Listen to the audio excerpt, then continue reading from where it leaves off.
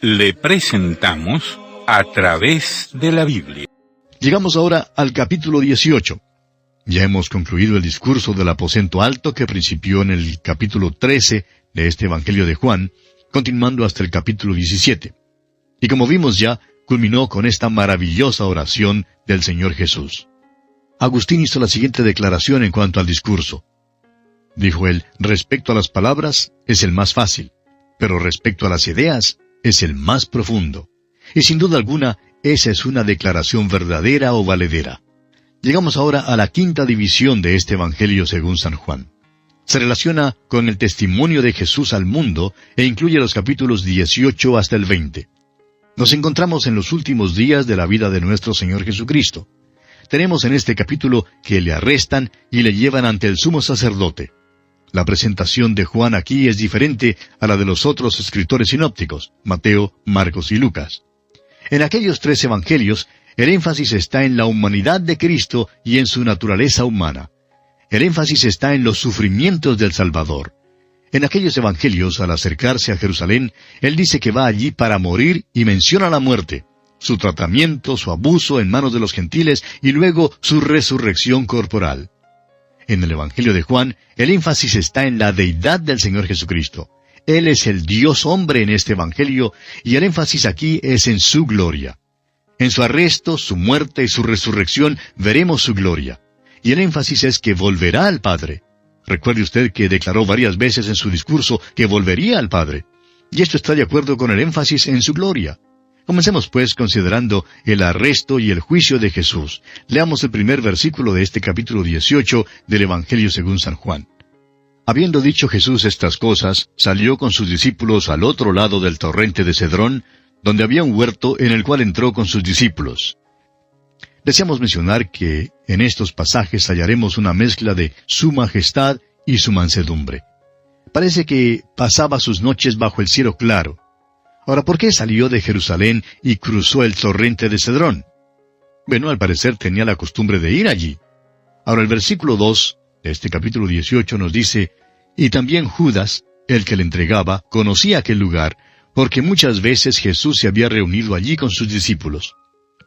El evangelista Lucas nos dice en el capítulo 21 de su Evangelio, versículo 37, y enseñaba de día en el templo, y de noche saliendo, se estaba en el monte que se llama de los Olivos. Y una vez más en el capítulo 22, el mismo evangelista Lucas nos dice en el versículo 39, y saliendo se fue, como solía, al monte de los Olivos, y sus discípulos también le siguieron. Para poder llegar al monte de los Olivos, tenía que cruzar el torrente de Cedrón. ¿Recuerda usted allá en el capítulo 15 del segundo libro de Samuel, cuando David había sido traicionado por Ahitofel, un hombre que él creía ser amigo? Su propio hijo Absalón encabezó una rebelión contra él, y él también fue al otro lado del torrente de Cedrón. Ahora usted recordará que Judas ya había hecho su contrato para traicionar a nuestro Señor cuando Jesús salió al otro lado del torrente. Según lo que sabemos, Jesús nunca pasó ni una noche en la ciudad de Jerusalén, en la ciudad amurallada. En la última semana de su vida fue a Betania y se quedó con sus amigos. Aún en esta última noche salió de la ciudad amurallada para ir al lugar llamado el huerto de Getsemaní. Ahora sale de este lugar solitario para dar a sus enemigos la oportunidad de prenderle. Ellos querían prenderle, pero tenían miedo del pueblo, y por tanto no se atrevieron a prenderle en el templo ni en las calles de Jerusalén. Ahora note usted que Juan no incluye la agonía en el huerto. Juan no registra su sufrimiento extremo, sino que más bien habla de su gloria. Pone el énfasis en la deidad de Cristo, mientras que los otros evangelios acentúan su humanidad. Notará usted también que Jesús no se opone al arresto. Es el Cordero de Dios que no ofrece ninguna oposición. Como dice el profeta Isaías en el capítulo 53 de su profecía, versículo 7, y como oveja delante de sus trasquiladores, enmudeció y no abrió su boca. La majestuosidad de su persona en este tiempo es categóricamente dominante. Recuerde usted que en previos casos, cuando los enemigos del Señor Jesús trataron de prenderle, Él se escondió. Creemos que simplemente desapareció de una manera milagrosa. Ahora se revela para que le prendan. Y es muy importante que notemos esto. Leamos ahora el versículo 3 de este capítulo 18 de Juan. Judas, pues, tomando una compañía de soldados y alguaciles de los principales sacerdotes y de los fariseos, fue allí con linternas y antorchas y con armas. El evangelista Lucas nos informa en el capítulo 22 de su Evangelio, versículo 52, que él dijo, «¿Como contra un ladrón habéis salido con espadas y palos?» Dice que una compañía de soldados fue allí. Una compañía es la 10ª parte de una legión. El evangelista Mateo, por su parte, dice que mucha gente vino con Judas. Ahora, ¿por qué vino tal multitud con espadas y palos? Creemos que la multitud sabía que él había hecho milagros y creía que si pudieran traer con ellos una compañía de soldados lo suficientemente grande y bien armados, les sería posible capturarlo. Pero fíjese usted en la majestuosidad de nuestro Señor. Leamos el versículo 4 de este capítulo 18. Pero Jesús, sabiendo todas las cosas que le habían de sobrevenir, se adelantó y les dijo, «¿A quién buscáis?» Amigo oyente, ¿cree usted que este Jesús sea simplemente un pobre hombre débil que ha sido atrapado por algunos líderes religiosos y por el poder de Roma? Si él no se hubiera entregado, todas las armas que esos hombres tenían habrían sido desde todo punto de vista vanas e inservibles. Ahora el versículo 5 dice, le respondieron, «A Jesús Nazareno». Jesús les dijo, «Yo soy». Y estaba también con ellos Judas, el que le entregaba. No deseamos pasar esto por alto porque no deseamos que usted lo pierda de vista. Note usted que le llaman Jesús Nazareno. Es decir, no le tributan la majestuosidad que pertenece a él. Rehúsan llamarle el Cristo. Y bueno, está bien. Jesús es un nombre que es sobre todo nombre. El día viene cuando aquellos en la tierra y aún debajo de la tierra, en el mismo infierno, se arrodillarán ante Jesús Nazareno. Pero ahora esta multitud no le confesará como el Salvador, el Cristo, el Hijo del Dios vivo. Y bien, amigo oyente, le invitamos para nuestro próximo programa cuando Dios mediante continuaremos con este estudio. Que Dios le bendiga ricamente. Continuamos hoy estudiando el capítulo 18 del Evangelio según San Juan, y en nuestro programa anterior dejamos a Jesús hablando con los soldados y demás multitud que había llegado juntamente con Judas para arrestarle. Y vimos cómo Jesús majestuosamente se adelanta y les pregunta que a quién buscan. Ellos le responden, «A Jesús Nazareno». Entonces les dice, «Yo soy». Ahora destacamos el hecho de que esta multitud le llama Jesús Nazareno. No le tributan la majestuosidad que pertenece a él. Rehúsan llamarle el Cristo, pero está bien. De todas maneras, Jesús es un nombre que es sobre todo nombre. El día viene cuando aquellos en la tierra y aún debajo de la tierra, en el mismo infierno, se arrodillarán ante Jesús Nazareno. Pero ahora esta multitud no le confesará como el Salvador, como el Cristo, como el Hijo del Dios vivo. Y continuaremos hoy leyendo el versículo 6 de este capítulo 18 de Juan. Cuando les dijo, «Yo soy», retrocedieron y cayeron a tierra. Esta multitud no le conocía. Lo más extraño de todo es que en el principio Judas no le conoció. Ahora, ¿por qué no le conoció Judas? El apóstol Pablo nos responde en su segunda carta a los Corintios, capítulo 4, versículos 3 y 4, diciendo, «Pero si nuestro evangelio está aún encubierto, entre los que se pierden está encubierto, en los cuales el Dios de este siglo cegó el entendimiento de los incrédulos, para que no les resplandezca la luz del evangelio de la gloria de Cristo, el cual es la imagen de Dios». Se nos dice también que el hombre natural no percibe las cosas que son del Espíritu de Dios y no las puede entender porque se han de discernir espiritualmente. Y creemos que Judas no le conoció porque Cristo se paró allí como el Señor de la gloria.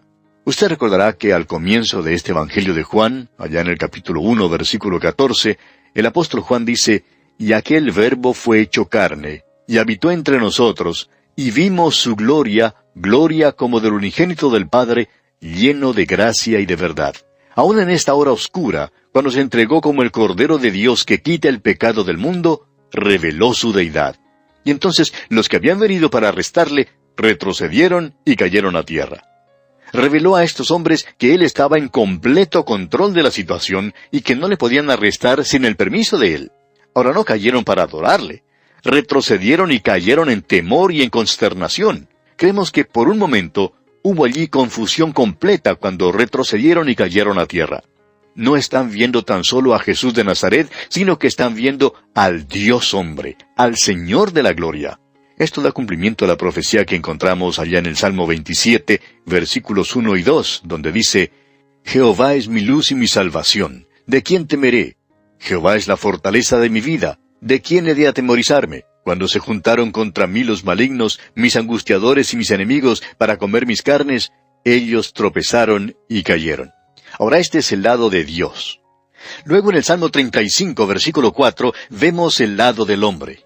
Dice allí: sean avergonzados y confundidos los que buscan mi vida, sean vueltos atrás y avergonzados los que mi mal intentan. Luego, escuche usted en el Salmo 40, versículo 14, que dice: sean avergonzados y confundidos a una los que buscan mi vida para destruirla. Vuelvan atrás y avergüéncense los que mi mal desean. Amigo oyente, ¿a quién ve usted? ¿Sabe usted quién es? El inconverso no le conoce. Los hombres aún pueden leer la Biblia y ser muy religiosos y muy morales, y todavía no ven que Jesús Nazareno es el Cristo, el Hijo del Dios vivo. Continuemos ahora leyendo los versículos 7 al 9 de este capítulo 18 de San Juan. Volvió pues a preguntarles: ¿a quién buscáis? Y ellos dijeron: a Jesús Nazareno. Respondió Jesús: os he dicho que yo soy. Pues si me buscáis a mí, dejad ir a estos, para que se cumpliese aquello que había dicho: de los que me diste, no perdí ninguno. Fíjese usted en su majestuosidad, amigo oyente. Está en control completo de toda la situación. Aún les dice a quién deben arrestar y a quién no deben arrestar. Había la profecía que el pastor sería quitado y las ovejas dispersadas. Y Jesús había dicho que no había perdido ninguna. Los discípulos no serían capturados. Ahora, ¿no es interesante, amigo oyente, que no les capturaron? Es de esperarse que habrían sido traídos para servir de testigos o como cómplices. Pero no sucedió así. Continuemos leyendo los versículos 10 y 11 de este capítulo 18 de Juan. Entonces Simón Pedro, que tenía una espada, la desenvainó e hirió al siervo del sumo sacerdote y le cortó la oreja derecha. Y el siervo se llamaba Malco. Entonces Jesús dijo a Pedro: mete tu espada en la vaina. La copa que el Padre me ha dado, ¿no la he de beber? El doctor Lucas nos dice que Jesús tocó la oreja de Malco y la sanó. Por tanto, no arrestaron a Simón Pedro aún después de este asalto. Jesús había llamado a sus discípulos sus amigos, y debían dejarlos ir libres. Enfoquemos ahora nuestra atención solo por unos instantes en Simón Pedro. Aquel pobre pescador y sin estudios avanzados. Probablemente se sentía acongojado por dentro. Había preguntado al Señor por qué no podía ir con él a donde él iba. Había dicho que entregaría su vida por el Señor y hablaba en serio. Pero el Señor le había dicho que él no se conocía y que negaría aquella misma noche a su Señor. Es tan fácil conseguir que los cristianos se dediquen y que se dediquen de nuevo al Señor. Simón Pedro habría pasado adelante para entregar su vida en toda invitación y habría sido sincero. El problema, amigo oyente, es que no podemos producir esto por nuestra propia fuerza. Esta también fue la experiencia del apóstol Pablo. Él dijo que el querer estaba en él, pero que no hallaba cómo hacerlo. Es solo el poder del Espíritu Santo que puede producir la vida que es entregada a Cristo. Creemos que Pedro se sentía atribulado interiormente y pensaba: yo sí moriré por él. Ahora, Pedro es un buen pescador. Puede tirar una red con pericia, pero no es un buen espadachín. Le cortó la oreja al siervo del sumo sacerdote, aunque quizá lo que quería era cortarle la cabeza. Nuestro Señor le manda entonces a Pedro a que meta su espada en la vaina porque él se está entregando en manos de sus apresadores. Se está preparando, como él dice, para beber la copa que su Padre le ha dado. Hay varias copas que se mencionan en las Escrituras. Hay la copa de la salvación. Leemos de ella allá en el Salmo 116, versículo 13, donde dice: tomaré la copa de la salvación e invocaré el nombre de Jehová. Luego tenemos la copa de consolación. En Jeremías 16, 7 leemos: ni les darán a beber vaso de consolaciones por su padre o por su madre. Cuando hablaba de la bondad del Señor, David dice allá en el Salmo 23, versículo 5, mi copa está rebosando. Esta copa que nuestro Señor había de beber le fue dada por el Padre. Fue una copa terrible, y Jesús oró allá en Getsemaní que si fuera posible, la copa pasara de él. Esta es la copa de juicio. La bebió por nosotros en la cruz.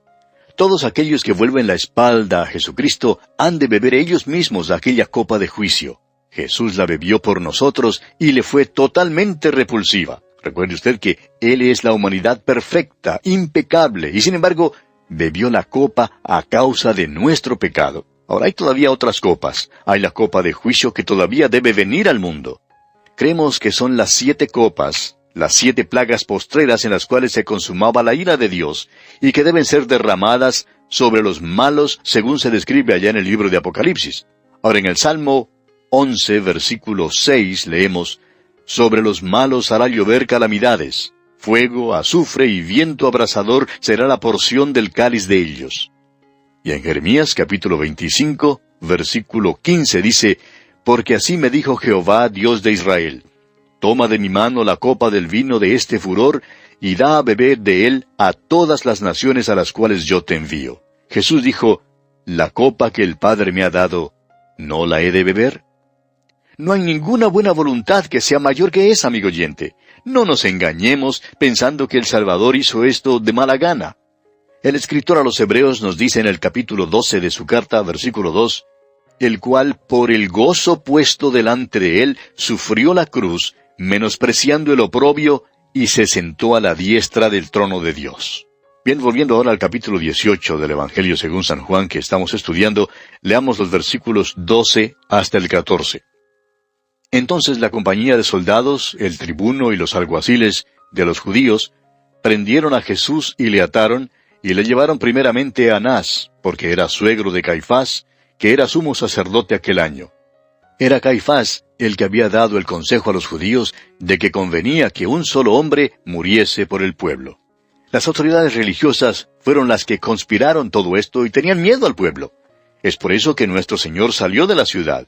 Pero ahora se ha mostrado y prosigue en su majestuosidad y en su gloria. Le prendieron y le ataron, aunque eso no era necesario. Él es el Cordero que fue inmolado desde el principio del mundo. No abrirá su boca, dice la Escritura, como oveja delante de sus trasquiladores, enmudece y no se opone. Ahora le llevaron primero a Anás, y notemos que solo Juan nos da ese detalle.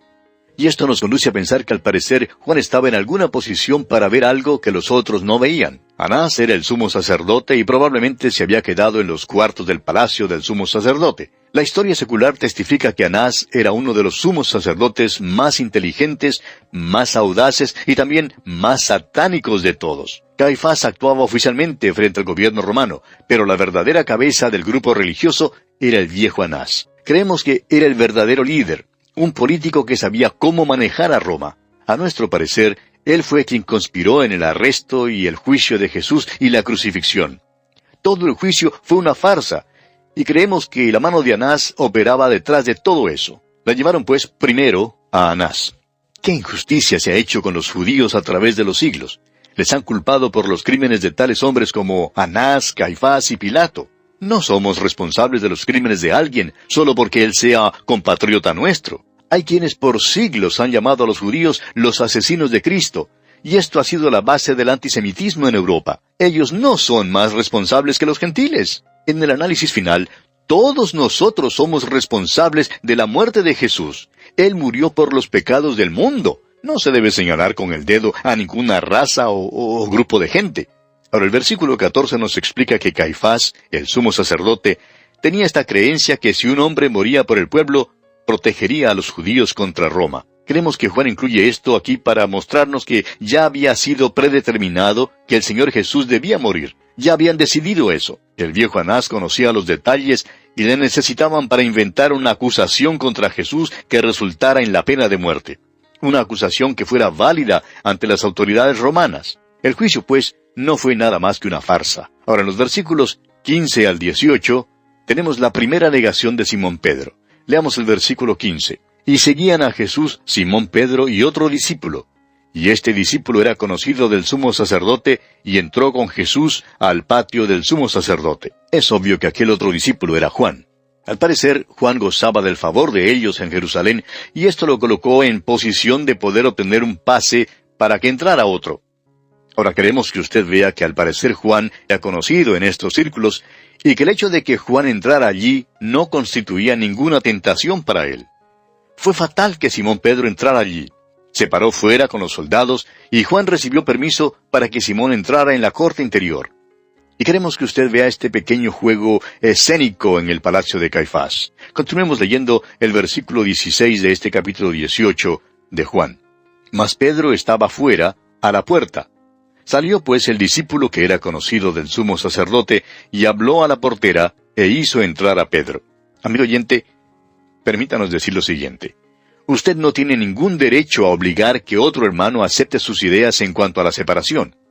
Es posible que otro hermano vaya a donde usted no puede ir. Fue malo que Simón Pedro entrara allí, pero no fue malo para Juan.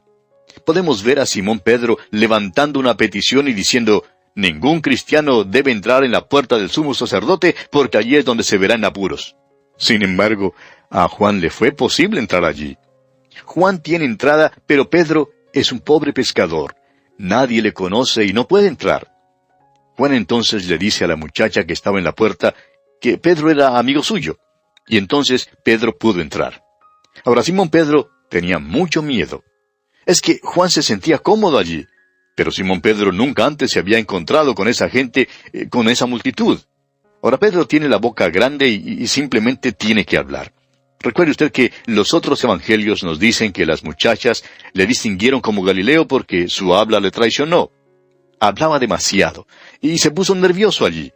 Una muchacha entonces causa que Pedro niegue al Señor. Leamos los versículos 17 y 18. Entonces la criada portera dijo a Pedro, ¿no eres tú también de los discípulos de este hombre? Dijo él, no lo soy. Y estaban en pie los siervos y los alguaciles que habían encendido un fuego, porque hacía frío y se calentaban, y también con ellos estaba Pedro en pie, calentándose. Ahora en los versículos siguientes, los versículos 19 al 24, tenemos el juicio de Jesús ante el sumo sacerdote.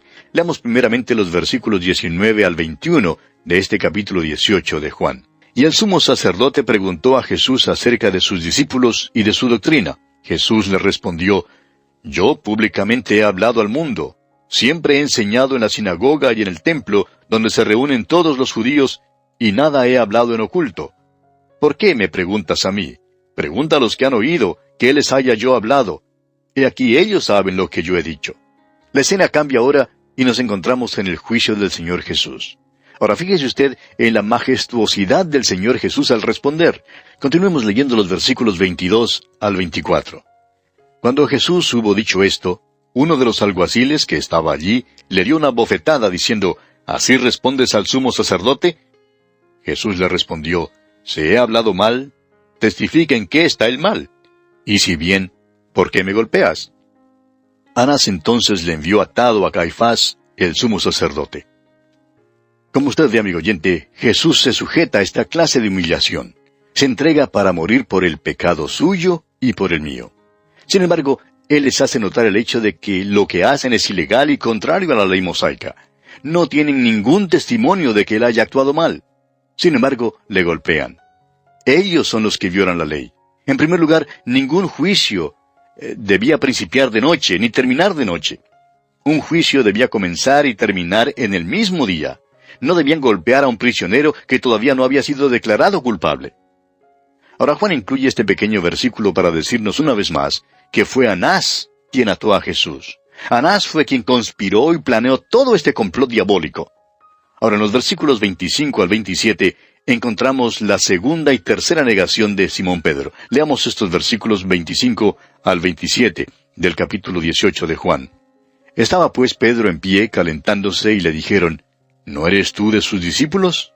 Él negó y dijo, no lo soy. Uno de los siervos del sumo sacerdote, pariente de aquel a quien Pedro había cortado la oreja, le dijo, ¿no te vi yo en el huerto con él?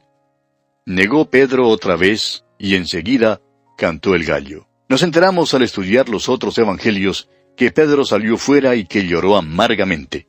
Creemos que vio la cara sangrienta y golpeada de nuestro Señor y que vio aquella mirada de los ojos de nuestro Salvador, y entonces fue cuando él salió y lloró a moco tendido, como decimos. Usted sabe que si discutía con un pariente de Malco, debe haber sido una discusión muy vehemente, y Pedro negó a su Señor.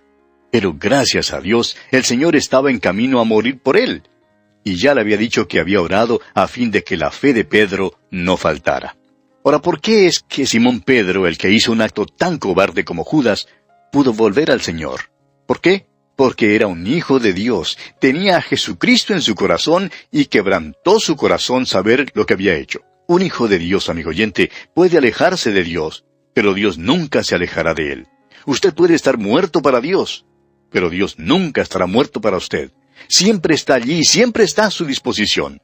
El Señor nunca le dijo a Pedro, bueno, Pedro, lo siento mucho, pero tú me has fallado y simplemente no te puedo usar más. No, amigo oyente. Apareció personalmente a Pedro después de su resurrección y eligió a Pedro para predicar el primer sermón en el día de Pentecostés. Nunca ha habido un sermón como ese.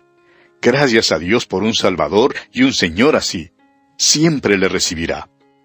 Ahora en los versículos 28 hasta el 40 tenemos el juicio de Jesús ante Pilato. Comencemos leyendo el versículo 28. Llevaron a Jesús de casa de Caifás al pretorio. Era de mañana, y ellos no entraron en el pretorio para no contaminarse y así poder comer la Pascua. Vemos aquí que el Señor Jesús no trató de escapar, pero Caifás sí trató de evadir una decisión. Envió a Jesús ante Pilato. Hay un juego escénico muy interesante aquí que deseamos que usted vea, amigo oyente. Vemos aquí, lado a lado, la religión y la persona de Jesús. Aquí está el que ha venido para cumplir la Pascua, y morirá en la cruz porque le van a sentenciar a muerte. Pero a causa de que quieren comer la Pascua, estos hombres no entrarán en el pretorio. La ley dice que no podían entrar en la casa de un gentil porque se contaminarían, y por tanto no les sería posible comer la Pascua. No harán pues eso. Son escrupulosamente religiosos. Sin embargo, conspiran la muerte de aquel que es el cumplimiento de la Pascua. Amigo oyente, esto debe causar que usted examine su corazón ahora mismo.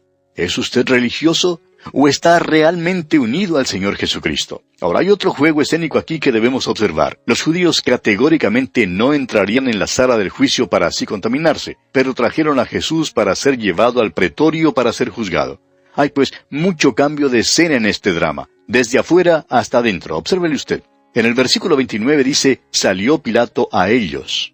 En el versículo 33, entonces Pilato volvió a entrar en el pretorio. Versículo 38, y cuando hubo dicho esto, salió otra vez a los judíos. Luego en el capítulo 19, versículo 1, así que entonces tomó Pilato a Jesús y le azotó. En el versículo 4, entonces Pilato salió otra vez. El versículo 9, y entró otra vez en el pretorio. Y en el versículo 13, llevó fuera a Jesús. En realidad, a Pilato no le gustaba Jerusalén. Le gustaba más bien Cesarea, ciudad que quedaba en la costa del mar y que tiene una playa bella. Durante la fiesta salía de Cesarea y llegaba a Jerusalén trayendo con él los soldados. Puesto que era gobernador romano, era responsable de guardar orden en ese tiempo, cuando los judíos se reunían de todas partes, y es por eso que en este tiempo estaba en Jerusalén. Y bien, vamos a detenernos aquí, amigo oyente, porque nuestro tiempo ha tocado ya a su fin. Continuaremos, Dios mediante, considerando este aspecto del juicio de Jesús ante Pilato en nuestro próximo programa. Hasta entonces, pues, que el Señor le bendiga abundantemente. Continuamos hoy considerando el juicio de Jesús ante Pilato, aquí en el capítulo 18 del Evangelio según San Juan. Pilato sospecha que algo anda mal, y como decimos nosotros, trata de zafarse de esto. Les dice que juzguen a Jesús ellos mismos. No podía comprender lo que ocurría. El problema era que querían la pena de muerte y tenían que admitir que no podían darla. Ya no tenían autoridad, ya no eran los príncipes. Es interesante notar que estos hombres tuvieron obligadamente que confesar esto, después que habían declarado tan arrogantemente allá en el capítulo 8 de este Evangelio de Juan, versículo 33, diciendo que linaje de Abraham somos y jamás hemos sido esclavos de nadie. Juan nos dice que esto dio cumplimiento a lo que Jesús había profetizado. Usted recordará que allá en el capítulo 10 del Evangelio según San Marcos, versículo 33, Jesús les había dicho a sus discípulos que las autoridades religiosas judías le condenarían a muerte y que le entregarían a los gentiles. Hace unos meses que había predicho esto, y ahora allí estaba, ante Pilato, el representante de Roma, los gentiles, traído por los líderes religiosos que buscaban la sentencia de muerte. Si los judíos hubieran prendido a Jesús y le hubieran matado según su ley, le habrían matado a pedradas. Lea usted una vez más el Salmo 22 y fíjese si es que describe una muerte por lapidación o una muerte por crucifixión. Es obvio que describe una crucifixión con horadación de las manos y los pies, las agonías del colgar de una cruz. Los únicos que mataban por crucifixión eran los romanos. Jesús tuvo que ser entregado a los romanos para cumplir la profecía del Antiguo Testamento. Bien, continuemos ahora leyendo los versículos 33 al 35 de este capítulo 18 de San Juan. Entonces Pilato volvió a entrar en el pretorio y llamó a Jesús y le dijo, ¿Eres tú el rey de los judíos? Jesús le respondió, ¿Dices tú esto por ti mismo, o te lo han dicho otros de mí? Pilato le respondió, ¿Soy yo acaso judío? Tu nación y los principales sacerdotes te han entregado a mí. ¿Qué has hecho? Pilato quedó pasmado. No podía creer que hubiera alguien que alegara ser el rey de los judíos, ni que ellos tendrían la audacia de lanzar tal acusación. Pilato quiere salir de esto. Le gustaría ayudar a Jesús. Está adentro en la corte a solas con Jesús. Los judíos esperan afuera a causa de que tenían escrúpulos en cuanto a la contaminación. No querían contaminarse. Pilato estaría feliz si Jesús simplemente dijera que no es un rey, y entonces podía salir de eso. Ahora, ¿quién es juzgado? ¿Pilato o Jesús? Los otros evangelios nos dicen cómo Pilato tomó agua y se lavó las manos delante del pueblo. Se lavó las manos, pero nunca le fue posible quitar con agua la culpa de su corazón. El credo más antiguo de la cristiandad declara que Jesús fue crucificado bajo Poncio Pilato. Continuemos ahora leyendo los versículos 36 y 37 de este capítulo 18 de Juan. Respondió Jesús, Mi reino no es de este mundo.